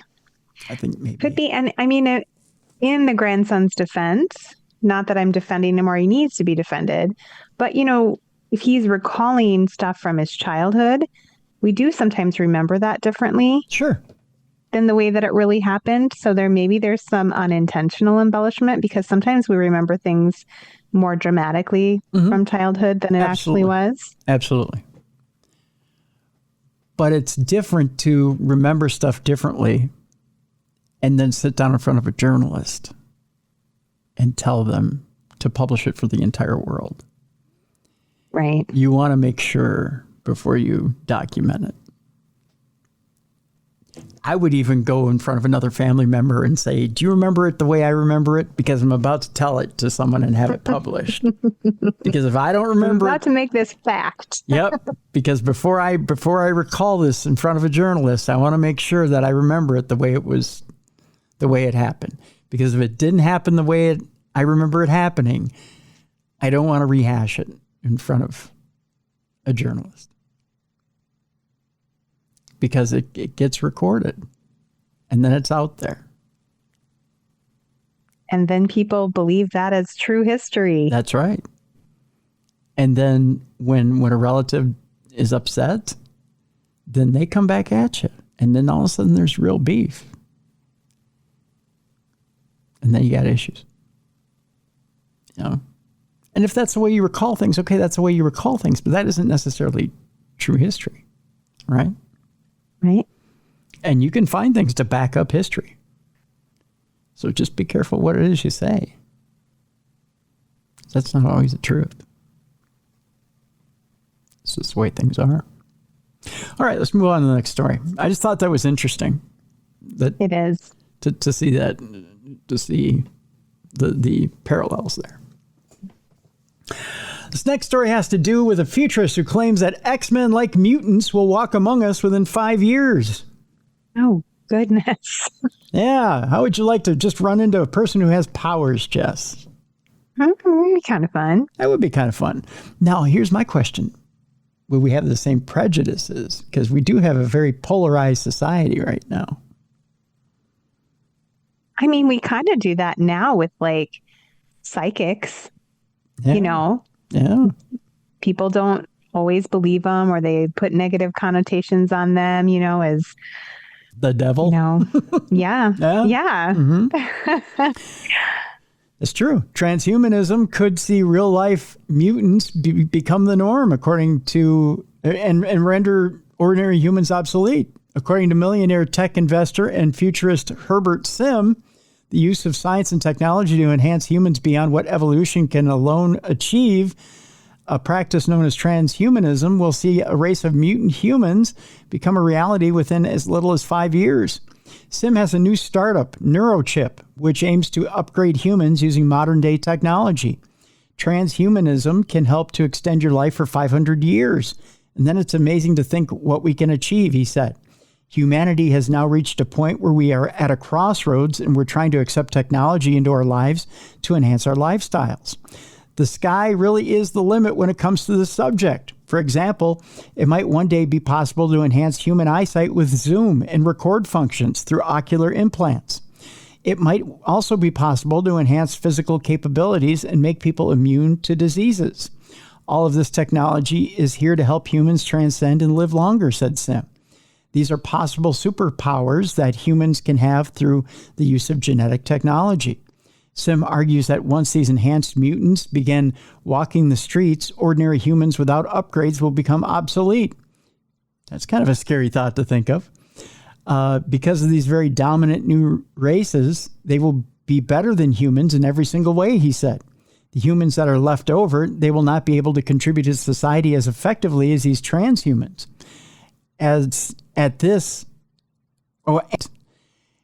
At the moment, lots of people have only seen this technology in films and see it as a downfall, but I believe it is our redemption, Sim went on to say. The way I see it is that technology and science are here to empower humans the same way medicines and phones are here to make our lives better. Transhumans, what do you think, Jess? I just feel like no matter what we do, we're going out one way or another. AI is going to get us. Transhumans are going to get us. We're doomed, Tim. Do you look at it as a doom thing, though? I mean, some people look at it as an upgrade, you know? I mean, it'll be fun to watch other people be amazing while I'm just sitting here like, It's just me rotting away in a corner. No big deal. I'll just sit over here and write my books. Write my books, rotting away. No big deal. I don't know, you know, I have this debate with Mally all the time on Supernatural News, or I say, you know, if you're given the option, you know, I think of like my Sharko foot, right? Mm-hmm. If they could, I always say if they could figure out a way where they could do it safely, where I could be given a bionic leg to replace my leg, where they could do the transplant and there was no rejection, and it could meld in seamlessly, where I could have a new foot and it would be perfectly normal and it wouldn't feel alien to me. It would just feel like my natural foot. I'd do it in a minute. For sure. Yeah. Yeah. So I could have that working functional foot again and just be normal. I totally do it in a minute. And she's like, nope, no way. Nope. Nope. I would. I'm with you, Tim. You know, or the whole, would you do a spinal transplant? You know, suffering with a broken neck and a broken back. I would in a minute. Yeah, I totally would. And honestly, like all of this, I kind of joke that we're doomed, but I'm here for it. Like I'm fascinated by it. I enjoy watching it all play out. I'm not afraid of it. You know, if I'm doomed, I'm doomed. Life is temporary. None of us survive. You know, we're all going out somehow. Yep. We don't get out of this life alive type deal. Yeah, I'm just fascinated by all of it. So I don't know. But yeah, if you could have something replaced with something bionic and it would function well, I would totally be there. Like, hit me up. I'll take it. Well, even the technology of artificial discs in your spine fascinates me.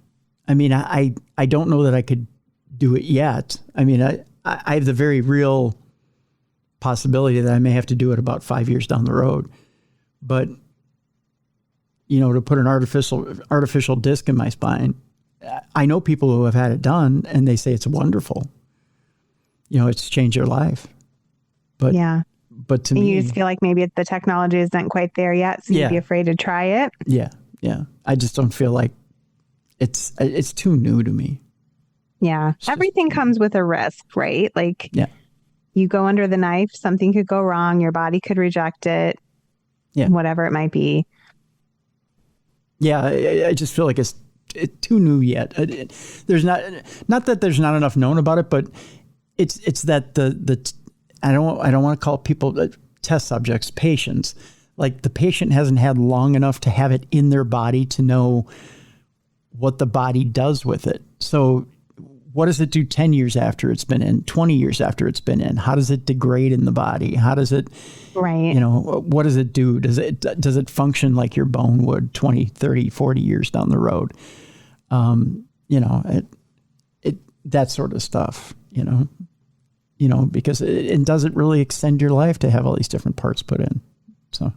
Yeah. And with some of the stuff that's newer, like to your point, you don't know 10, 20, 30 years down the road because it hasn't been around that long. Right. My husband's grandmother had a pig heart valve replacement done, and like her options were, and that seems crazy, right? Like think of someone telling you that 30 years ago that we were going to be doing pig heart valves or pig heart replacements in people, you'd be like, what?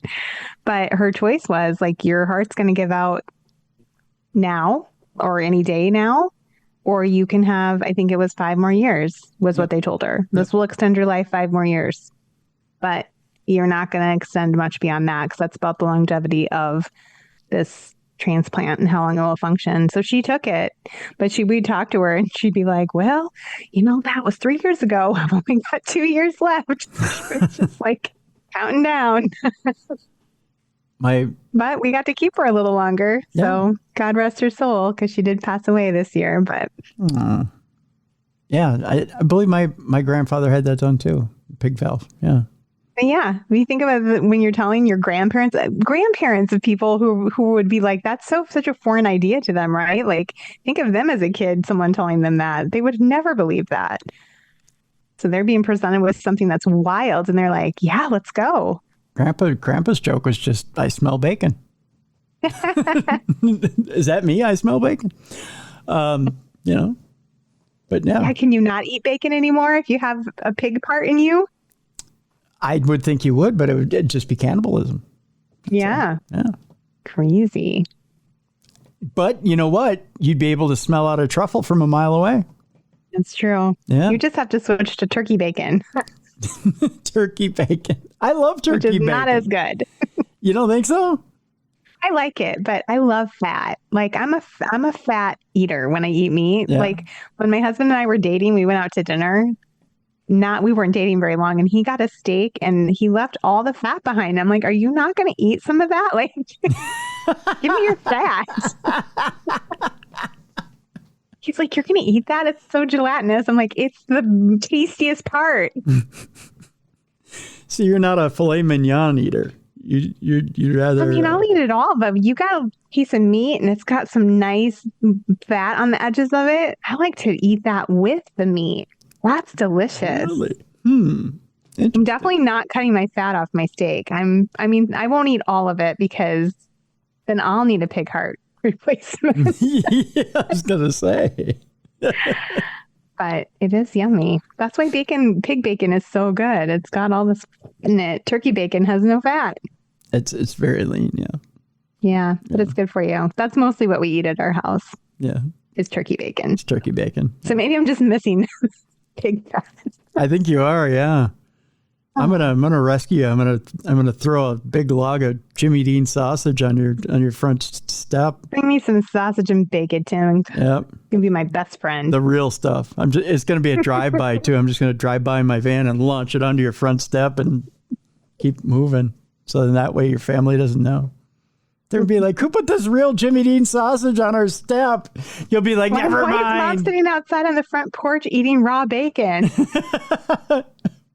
Why is this real pig product on our front porch? Never mind. Well, my dad makes the best bacon, I do have to say, because my dad's a pig farmer, right? Mm-hmm. So, like, when he makes bacon, like our house bacon, like from one of our own pigs. Yep. There you go. Chef's kiss. Doesn't get better than that. See? Nothing better than homegrown, homemade. That's for sure. That's for sure. Well, speaking of getting ground up into sausage, the Bilderbergs are back. See what I did with the transition? What a good segue. I'm telling you. That's why I went to school. You're a pro. Oh, I try. The annual meeting of the shadowy Bilderberg group is taking place in Sweden right now, so our world fate is being decided as we sit here and just jaw away. The event, which has taken place almost every year since 1954, remains shrouded in mystery and intrigue. I can tell you right now, they ain't talking about nothing good. Originally intended to enable dialogue between Europe and North America, the group, which is comprised of some of the world's most powerful politicians, bankers, and business owners, has become synonymous with stories of shady dealings and clandestine government agendas. Adding to the mystery surrounding the group's annual meetings is the fact that no cameras or journalists are allowed inside, meaning that everything that is discussed remains private. This year's meetings, which take place this past week and take place into this week, were attended by NATO General Secretary Mark Rutte, Microsoft CEO Satya Nadella, and U.S. military commander Christopher Donahue. What do all those people have in common? Your guess is as good as mine. I don't know. Don't know. Why should Microsoft and the U.S. be and the U.S. military be and NATO all be in the same room? According to reports, the meeting aimed to address topics such as the situation in Ukraine, artificial intelligence, transatlantic relations, and the distribution of valuable rare materials.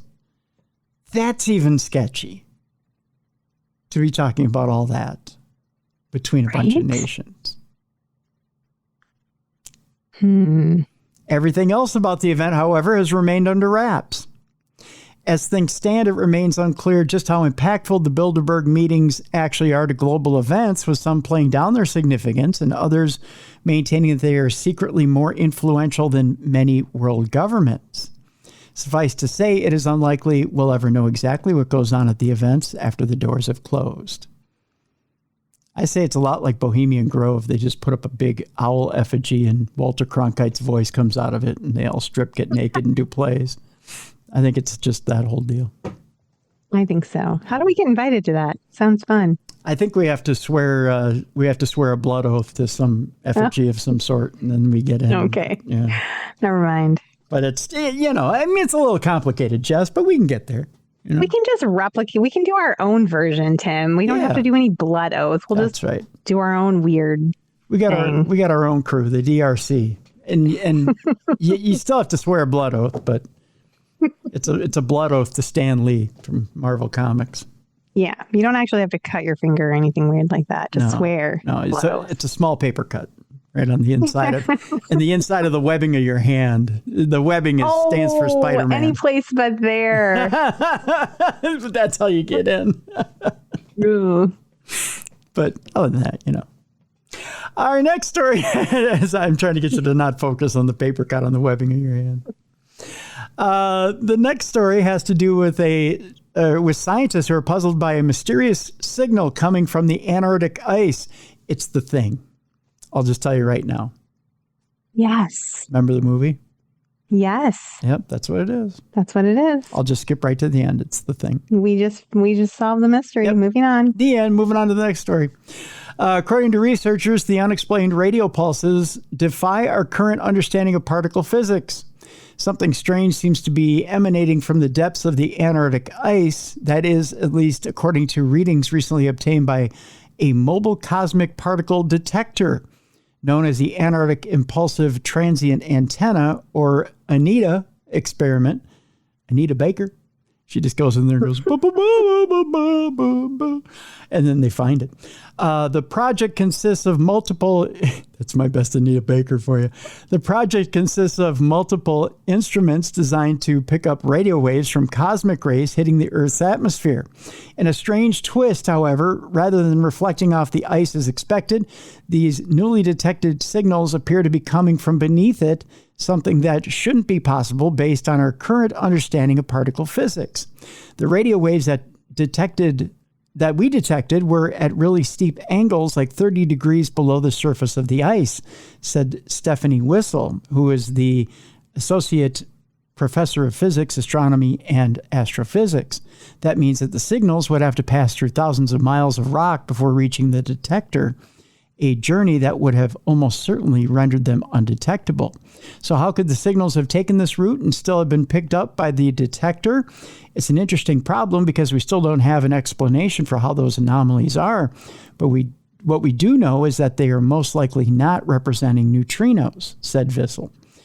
Neutrinos, which are typically emitted by high-energy sources, are notoriously difficult to detect. This has meant that scientists have had to come up with novel new ways of picking them up. If we detect them, it means that they have traveled all this way without interacting with anything else, said Wissel. We could be detecting a neutrino coming from the edge of this observable universe, she went on to say. Interesting. Elsewhere in the Antarctic, a real-life land that time forgot has been discovered beneath the Antarctic ice. That means we're going to get that huge fuzzy creature from the land that time forgot. Yes, I love this. It's about time. Scientists have found signs that a vast prehistoric landscape was hidden a mile beneath the ice. It might be hard to imagine today, but millions of years ago, Antarctica wasn't the freezing, barren wasteland of snow and ice that we see now, but a vibrant landscape consisting of forests, rivers, swamps, and mountains, teeming with all sorts of long-extinct creatures. Now a team of scientists headed up by Professor Stuart Jameson, a geologist at Durham University, has uncovered a veritable lost world deep beneath the Antarctic ice. Untouched for 34 million years, this 12,000 square mile region lies in a part of East Antarctica called Wilkes Land and lies approximately 1 mile beneath the frozen surface. Discovered through the use of satellite data and ice-penetrating radar, this long-lost region consists of deep valleys and towering ridges and is indicating the presence of ancient rivers and forests. This finding is like opening a time capsule, said Professor Jameson. The land underneath the East Antarctic ice sheet is less well known than the surface of Mars, he went on to say. We're investigating a small part of that landscape in more detail to see what it can tell us about the evolution of the landscape and the evolution of the ice sheet. As for the future, there are plans to drill directly down through the ice to obtain samples for further study and analysis, potentially revealing even more about this prehistoric lost world. The research can also help scientists better understand how the Antarctic landscape is likely to evolve over the coming decades.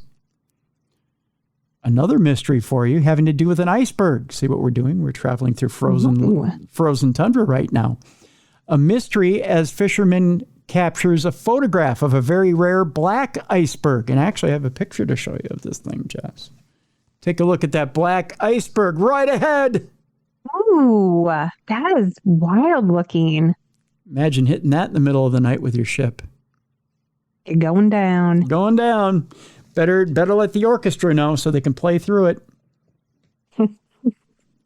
Went too many moments with Titanic. The unusual chunk of ice was spotted during a fishing excursion off the coast of Labrador, Canada. Icebergs are almost always white in color, which makes this particular sighting, which occurred back in May, approximately 100 kilometers offshore in the Hopedale Channel, so unusual. It was spotted off Nain and Hopedale, boy, is this a name, by Halur Antonusen, a native of the Faroe Islands who had been working aboard the Sapudi factory freezer trawler. The unusual coloration and shape of the iceberg quickly drew his attention. I've seen icebergs that are rolled, what they say have rolled in the beach with some rocks in it, he told CBC Radio. This one here is completely different. It's not only that it is all black, it is almost in a diamond shape. It is worth bearing in mind that Antonusen has seen countless icebergs over the last 50 years, so for an iceberg to completely surprise him would have to be something unusual indeed. It is something you don't see very often, and a camera is not something I run around with when I'm working, he said. So I just ran into my room and took my phone and snapped this picture. So why is the iceberg black? One possibility is that it contains debris that was churned up when it scraped across the ocean floor in the distant past, and later was exposed when the iceberg flipped over. Some have also suggested that it might be ash from an ancient volcanic eruption. Whatever the case, it's certainly unusual. All right, one more strange and unusual thing to bring up to you, and then we have a Parashare. Awesome. A second hidden city was allegedly found beneath the Giza pyramids. The team who claimed to have found the first hidden city back in March has now discovered even more hidden structures. Earlier this year, a team of researchers from Scotland's University of Strathclyde and Italy's University of Pisa claimed that by using radar pulses to create high-resolution images of what lies beneath Egypt's pyramids of Giza, they had discovered 8 vertical cylindrical structures extending 2,100 feet beneath the ground, and even more unidentified structures descending further, 4,000 feet below that. At the time, the seemingly groundbreaking discovery of a complex hidden beneath the pyramids was met with skepticism by the archaeological community, with many experts questioning their findings. If you fast forward a few months, now that same team is back with the claim that it has discovered evidence of matching shafts, I said matching shafts, Jess, and chambers beneath the neighboring pyramid of Menkaure. According to the researchers, there is a 90% probability that the scans show the same types of pillars as those detected beneath the pyramid of, I believe this is Khafre, adding that the likelihood that there is a colossal subterranean complex around 2,000 feet beneath the desert floor. They say, this is a quote, "The pyramids are only the tip of the iceberg," said lead radar specialist Filippo Biondi. As before, however, his latest revelation has also been met with fierce skepticism from other experts. Egypt's former antiquities minister, Dr. Zahi Hawass, has been particularly vocal in his criticism of the findings, branding the whole thing impossible and re-emphasizing the lack of peer review. Meanwhile, Biondi and his colleagues have promised to reveal the full tomography data within months and are currently seeking permission to conduct coring tests at that site. Whether they have really found evidence of a hidden city, however, remains to be seen. So with that, Jess, do you think there are structures under the pyramids of Giza? Absolutely. That I totally do believe. Why not? What do you think? Is there a full Egyptian mall there with all kinds of shops? Do you think there's a... Yeah, hair salons, nail salons. A Spencer's? Do you think there's a Spencer's Gifts underneath? Spencer Gifts. Is that where J.C. Penney's and Sears went to die? Yes. That's eventually where they all went to die. Yes. I think there's a Sears there. There's a full tool department there at Sears as well. with ancient tools and the way that they built the pyramids. Ooh, I would love to go there, Tim. The Sears underneath the pyramids? Yeah, just to see. You know what? There's probably as many sales representatives there to help you as there is in an actual Sears as well. So you probably just look around, just keep walking around. Eventually you'll find one. Yep. Just find a corpse in a corner. Yep, he's wearing a pair of tough skins. They'll find him. Just keep looking. Do you remember tough skins? No, I don't. What's a tough skin? You don't remember tough skins? Sounds like a rubber. They actually squeaked like them. They were those corduroys. They were the you don't remember them? They were the No. Were they like really cool in the 90s or 70s? No, 70s. Okay. No, they were not. I was cool. quite young in the 70s. They used to rub against your inner thighs and go swish swish swish swish swish when you walked in them. They were not something to be proud of. No, not at all. They were horrible. Horrible. And they live on and under the pyramids. Oh boy, do they ever. In the pyramids. Okay. We have a Parashare here. I don't want to think about tough skins anymore. Actually, I said tough skins and some people went into PTSD when I said that. I almost said PSTD. That's how much PTSD I have from tough skins. Yeah. Ooh, I'm excited for a Parashare though. Yeah. Here we go. My favorite. Yeah. This one is a relatively short one. It comes from Brian. Not that Brian is a short one. I'm not saying that, but I just gave Brian. I almost gave Brian PTSD there. Brian says, "Hey, Tim and the co-hostess with the mostest, Mally and Jessica." He's including all of us because I think he doesn't know who's thanks, Brian. going to be in. Says, "Love the podcast. It keeps me going through the work days. Wanted to share a couple of paranormal and weird events with y'all. Please feel free to use them as parashares if the spirit moves you. I am Brian. I was born and raised in Tuscaloosa, Alabama. In West Alabama, there's a cemetery next to my neighborhood, and it never freaked me out. Sometimes Dad and I would take our telescope out there and stargaze. Until this one night in 1990, when I was 16 years old, two of my friends and I were walking through the cemetery looking at the statues and just hanging out. When suddenly I looked up and I saw a door-shaped portal appear next to the road. I could barely get out the words, 'Guys, look, it's a door.' Sure enough, it was a solid pitch-black door next to a headstone. You could see the outline of this door-shaped portal because the inside of it was pitch black. One of my friends started walking towards it to check it out. Instinctively, I ran up to him, grabbed him by his collar, and noped out of there. We ran back to the car and headed home." Probably the best thing you could have done, Brian. That was wise. He said another event happened in 2006 with my young son. We were living in Northwest Florida. My son and I are sitting on the floor rolling a ball. He's 2 years old. I'm sitting on the floor with my back facing the front door. All of a sudden, my son starts to freak out. He's in a full-blown panic and says, "Lights, Daddy. Look, bright lights." He was pointing directly behind me and scared to death. He jumped into my lap, shaking. And Cowie, our dog, was sitting next to us and was growling at something behind me. She was in full-blown protection mode, growling and staring. The hair on the back of my neck was standing straight up, cold shivers up and down my spine. Fully expecting to see something scary or a UFO, ghost or the librarian from Ghostbusters, I slowly turned around.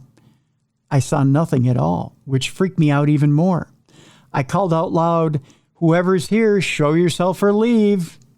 Suddenly, out of the corner of my eye, a shadow darted down the hall. For the next few years in the house, we had other paranormal instances of shadow figures and sleep paralysis.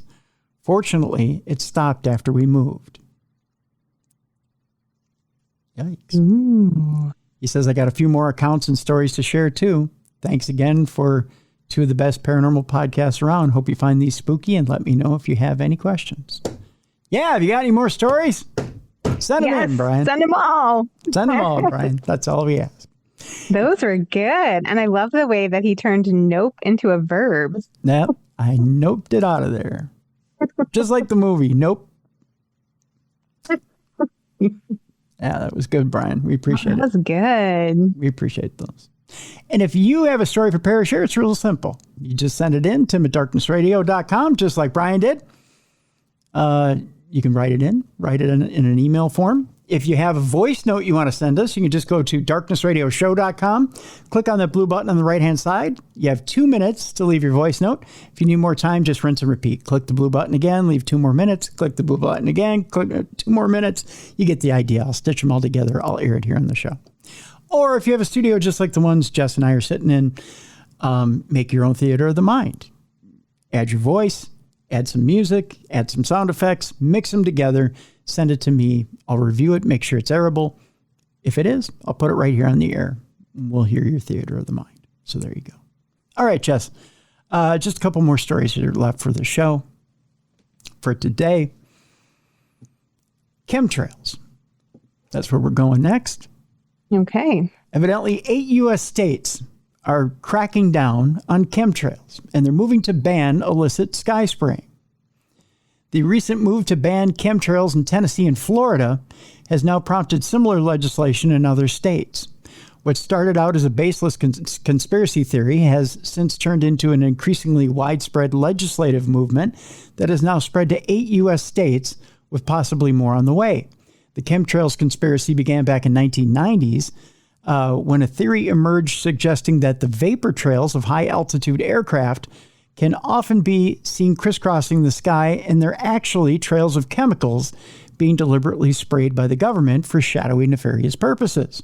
While several possible agendas have been put forward, ranging from chemical or biological weapons testing to weather modification, no conclusive evidence that these trails or anything sinister has ever been forthcoming.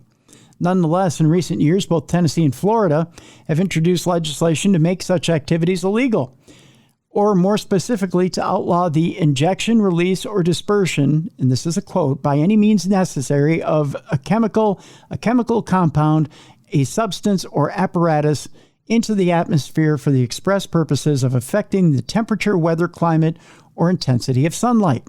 While critics have argued that these bills are a waste of time, several more states, including Louisiana, Texas, Kentucky, North Dakota, and yes, Minnesota, are now also looking to introduce their own equivalent legislation. I'm surprised that our state has thought about doing this. I am too. We tend to be a very scientific state. But there's also at least some reason to be cautious about what is being sprayed in the sky. Timothy Tangerlini, who is a professor at the Berkeley School of Information, cites Agent Orange, which is an herbicide used during the Vietnam War, as a prime example. There are certain things that were sprayed by airplanes that did have a massive impact on the environment and on people's health. Fast forward 50 years, and there's a deep suspicion of the government and things that did fly. Whether even more states will decide to introduce their own legislation to combat such practices, however, remains to be seen. Now, I can see Minnesota saying, okay, we're going to ban quote unquote chemtrails because we don't know what it is that certain agencies are spraying. And it could be that they're experimenting with spraying certain things into the atmosphere because they're seeding clouds for rain. They're seeding clouds to see what environmental changes we can make. Maybe they're experimenting with global warming agents. They're doing different things, environmental changes. They're experimenting with different farm chemicals, farming agents. Right. I get that. What I don't get are to go off and say, well, maybe these are DARPA experiments, or this is, to go off the fringe element and say, it's aluminum that you're seeding clouds with, or you're putting diseases in the clouds, or this is a chemical agent that you're trying to poison the community en masse with. Right. I've never bought that. I don't. Well, I mean, you'd be poisoning yourself too. Yeah, exactly. I mean, you're breathing the same air. Yeah, so. you can't control an airborne chemical. So yeah, I don't know. I take my conspiracy theories kind of like I take my paranormal evidence or research, right? Like I need tangible proof before I'm going to believe. Like I have to, it needs to be shown that it's not,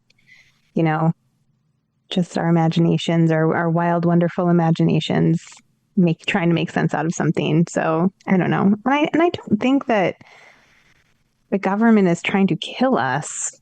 No. Why? Well, yeah, exactly. I mean, what is it? The government is there first to manage, second. It's always a police function to protect and serve, but there's too much money to be made to be killing, right? Yeah, I mean, I understand. Kind of need us around. I understand the Illuminati thing of needing to get us under so many of a population in order to be manageable, but I've always got that perspective. But you would think with the more you have in the population, the more profit there would be because you have more to sell to. Wouldn't you think?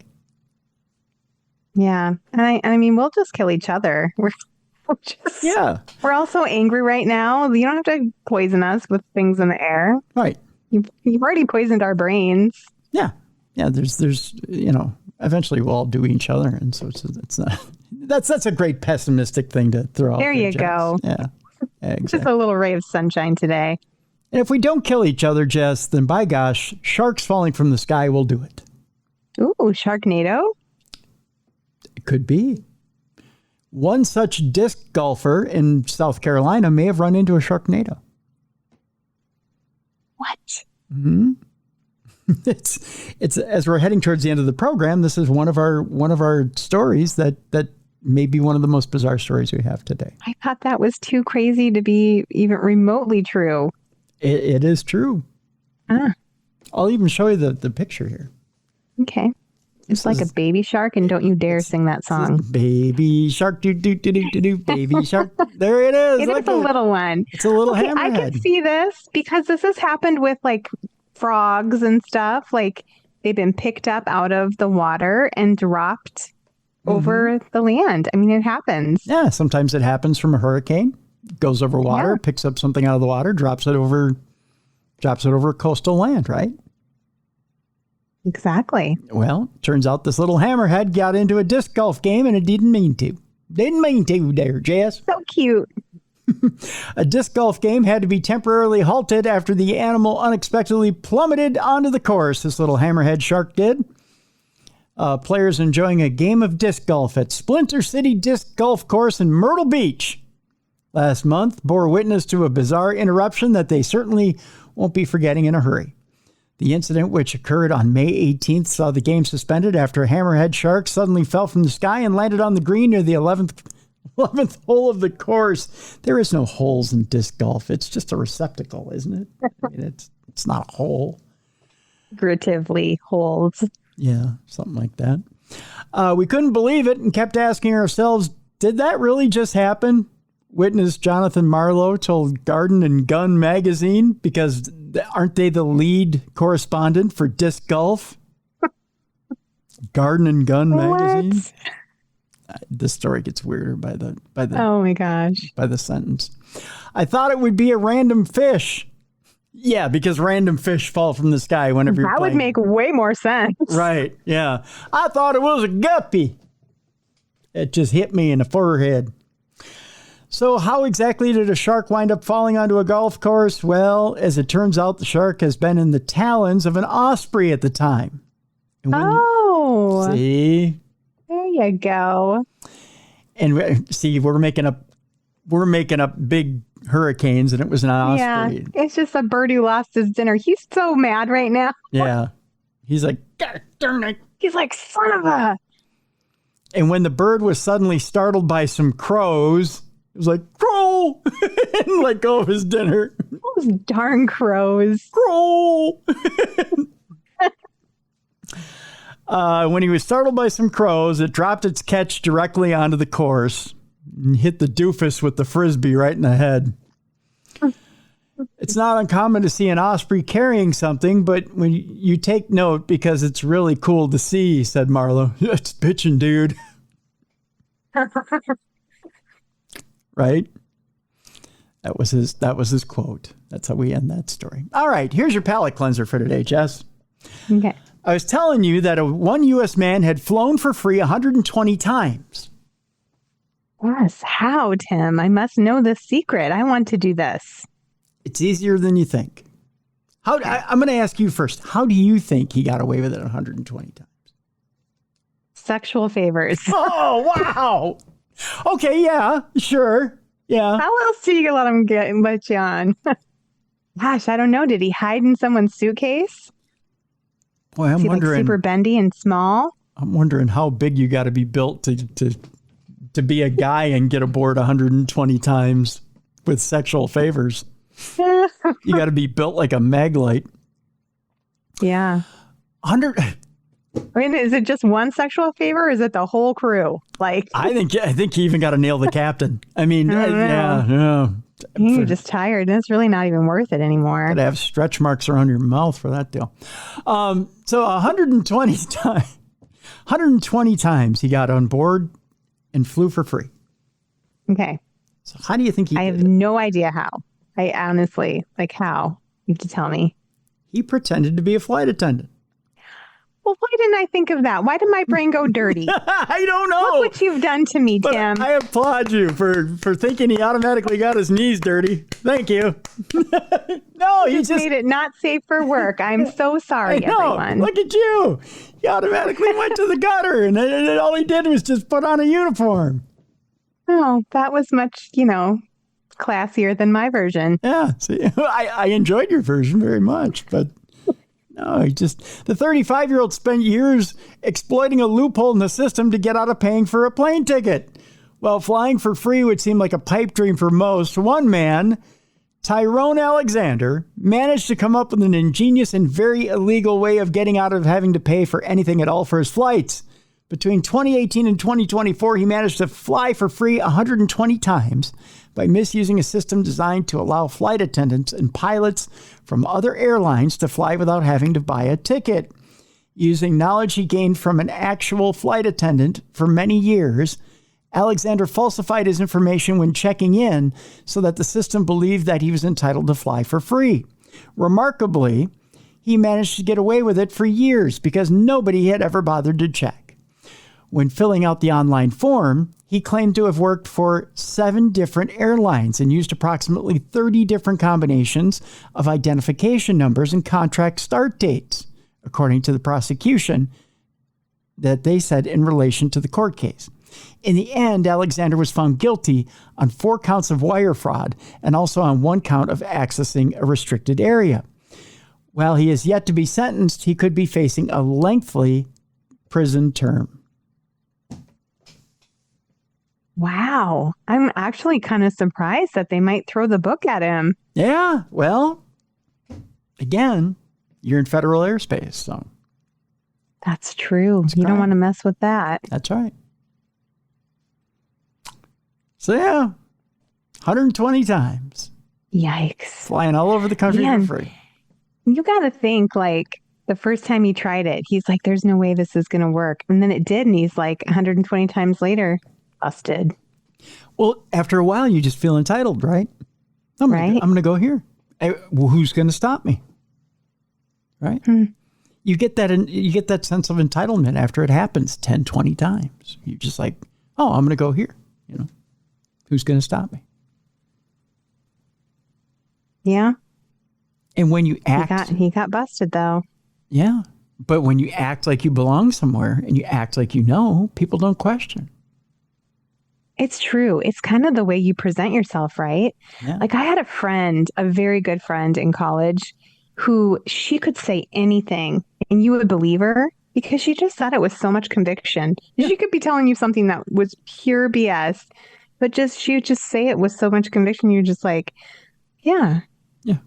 And then you're like, no. That's think about what she just said. That's not logical. That's right. Not real. That's right. But yeah, so if you present yourself as like, I'm supposed to be here, then they believe you. I wouldn't be able to do it. I'd be giggling. Oh, I'd lose my damn mind. Yeah. I'd be like, I'm so nervous. They're going to figure me out. Yeah, I would too. Eventually, I'd just be like, I shouldn't be here. And they'd be like, huh? I'd just lose my mind, and I'd probably be in the middle of the flight when that crazy pilot comes to the front that, from yesterday from Dumb Crime, Stupid Criminals. and announces that she's got all these issues. And I'd be like, me too. I have an issue too. I'm not really a flight attendant. And then I'd get off the plane. Yep. Yep. And then we'd all go nuts. That would be together. your undoing. And see, that's how you bring the joke full circle between two programs. You're always nailing it. Hey. With that, I suppose we should end the program. All right, a couple of reminders before we leave you today, folks. One, the Darkness Radio Apple app is available right now and updated and ready for you. If you have it on your device already, be sure you update it. If you don't have it, go to the Apple Store and get it. So there's that reminder. Two, if you're listening to this podcast and you haven't seen the video yet, then by all means, go to the YouTube channel, which is the original Darkness Radio. Or simply go to darknessradioshow.com, click on the description of this program, and look for the video, which is right above the audio of this program. They're both in the same place. If you're looking for them both in one place, darknessradioshow.com. Three, the executive producer of today's program is Troy Palmer. Thank you, Troy, for everything you do. And lastly, let's tell you who's on the program tomorrow. Ladies and gentlemen, the program that will scare the absolute piss out of you. I'm telling you this right now. Sigils have been found on the bodies of abductees of UFOs, abductees of aliens. Sigils. Right there. Are they burned into the skin? Are they left into the skin of these abductees? And what do they mean? Actual symbols, sigils, religious symbols. Why? If it's an alien that came across the universe and knows nothing of our religious symbols, why are they being burned in? Are these actual aliens? Are they demons? An old friend of ours, Nathaniel Gillis, is back with us tomorrow to tell us more about his research and why we aren't dealing with what we think we're dealing with when it comes to the alien phenomenon. He's gone even deeper into his research, folks. So deep, in fact, that this may be his very last appearance with us on Darkness Radio. He may not be able to talk about his research much more for much longer, because he's about to get so deep into his research that, as he put it to me on the phone the other night, he may have to stop doing these interviews because, well, I'll let him put it to you on tomorrow's show as to why. It's about to get heavy, folks. You'll find out why on tomorrow's show. That's about as much as I can tell you, Jess. Wow. Yeah. I really can't wait to listen. It's a deep show tomorrow. So, I know this much. On the last show that he was on, he said they were combating these things with iron because they were ignoring every religious symbol you would throw at it to rebuke it. Mm. We'll find out more tomorrow.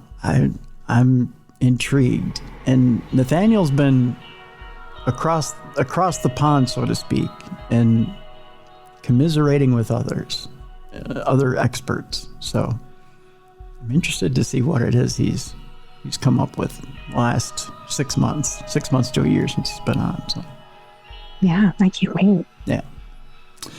It's interesting stuff. That's tomorrow's show. So that'll do it for today. For Jessica Freeburg, I'm Tim Dennis. Thank you so much for tuning in to the best in paranormal podcasting. You've been listening to and watching Darkness Radio.